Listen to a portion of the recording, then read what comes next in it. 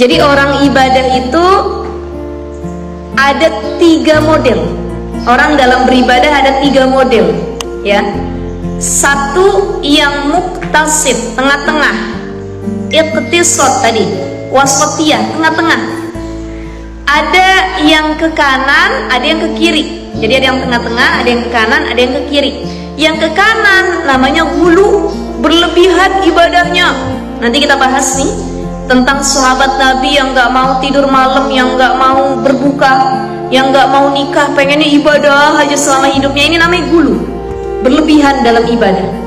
Ada yang terlalu ringan, menganggap mudah ibadah itu. Saya mah dunia aja, ngapain sholat, ngapain ibadah, terlalu sepele sama ibadah. Jadi ada 3. Ada yang tengah-tengah, ada yang ghulu berlebihan, ada yang sepele dengan ibadah yang ke kiri, ya. Maka di sini babun fil iqtisad fil ibadah, bagaimana sederhana dalam beribadah, bagaimana tengah-tengah dalam beribadah, tidak berlebihan, tidak kurang juga. Kalau Allah Ta'ala berfirman, Allah Ta'ala Taha ma anzalna 'alaikal Qur'ana litashqa wa qala ta'ala yuridullahu bikumul yusra wa la yuridu bikumul usra. Ayat ini menjelaskan tentang perihal kemudahan dalam ibadah. Yuridullahu bikumul yusra wa la yuridu bikumul usra. Allah itu menghendaki untukmu kemudahan dan Allah tidak menghendaki untukmu kesulitan. Jadi ibadah itu dianjurkan, tapi berlebihan dalam ibadah itu juga tidak baik. Allah suka ahabbuddin, perilaku agama yang paling Allah suka, madawama sahibuhu alaihi, amal yang dikerjain terus menerus walaupun sedikit. Artinya istiqomah. Allah paling suka amal yang diistiqomahkan, bukan yang siapa paling banyak amalnya. Artinya sebagai muslim yang baik yang harus dilihat adalah kualitas, bukan kuantitas. Paham ya ibu-ibu ya? Maksudnya apa? Ada orang ibadah sebagaimana fulanah ini yang nyampe ke rumah Aisyah. Nabi masuk ke rumah Aisyah, ada seorang perempuan tamu lagi bertamu ke rumah Aisyah. Nabi nanya, Aisyah, itu siapa yang bertamu? Fulanah, wahai Nabi, ini fulanah katanya paling terkenal ibadah di kota Madinah, paling banyak ibadahnya.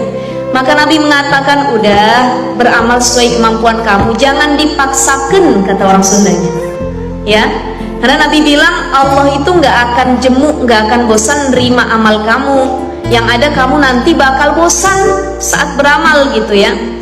Karena demi Allah, amal yang paling Allah cintai, perilaku beragama, beribadah yang paling Allah cintai bukan siapa yang paling banyak ibadahnya, tapi siapa yang paling istiqomah, berkualitas ibadahnya. Paham ibu-ibu ya maksud ayat ini ya, di sini ya. Jadi Allah itu lebih suka istiqomah biarpun sedikit. Contoh, ibu sholat tahajud malam, cuman 2 rakaat, cek orang sunana pangpelit, nah bu 2 rakaat gitu ya, 2 rakaat tiap malam tahajud, tapi nggak pernah absen, bangun tiap malam tahajud, cuman 2 padahal, assalamualaikum, assalamualaikum, tidur lagi, 2, tapi istiqomah, continue tiap malam. Ini lebih Allah sukai daripada dia ngelakuin tahajud 12 rakaat, tahajudnya kalau punya hajat doang. Ya Allah, anak saya pengen masuk universitas favorit, dia tahajud. Ya Allah, suami saya pengen tes untuk naik jabatan, maka tahajud. Ya Allah, saya lagi punya hajat begini, tahajudnya kalau punya hajat doang. Bahkan lebih parah, tahajudnya bulan Ramadan doang. Allah nggak suka, karena tadi ibadahnya karena momentum, bukan karena Allah. Tapi kalau dia niat karena Allah, udah jadi kebutuhan.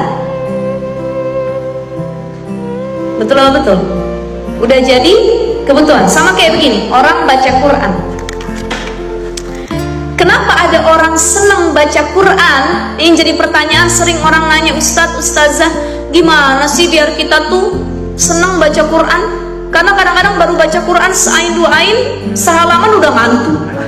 Beda sama main handphone, scroll, nonton TV, kok betah saya berjam-jam. Maka saya tanya dulu, ibu-ibu nonton TV betah, main handphone betah, scroll lama-lama, kenapa bisa betah?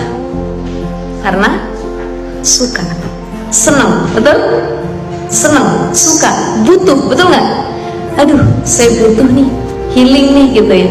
Maka Quran itu juga harus begitu. Kalau kita pengen rindu terus sama Quran, pertama pahami dulu ayat Quran. Orang kalau udah paham isinya, maknanya, dia udah belajar, dia butuh. Ya Allah, kok ada yang kurang sama diri saya kalau saya nggak baca Quran gitu ya. Jadi orang itu dia akan menikmati ibadahnya kalau dia suka dan dia butuh. Kenapa kita suka megang handphone? Butuh sama handphone. Jadi ada kebutuhan, maka jadikan Quran sebagai kebutuhan, ibadah sebagai kebutuhan. Itu insya Allah kita gampang untuk berlama-lama dengan hal tersebut. Ya, jadi harus suka, paham dan butuh gitu.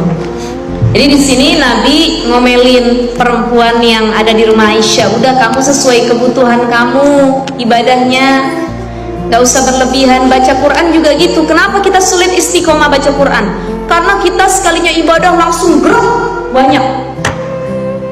Ustazah, tahajud saya susah bener. Ibu sekali tahajud 12 rakaat, besok kan gempor, gak mau lagi deh bangun tahajud.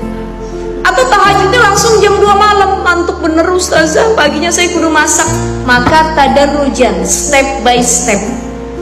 Jadi kalau mau ibadah tuh naik tingkatan lebih banyak, itu step by step, mulai dari yang terkecil.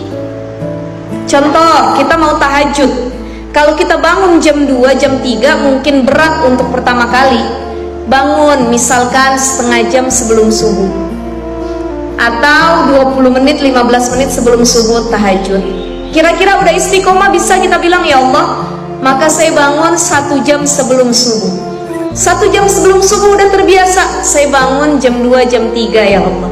Itu namanya step by step, tadarrujan. Ada tingkatannya.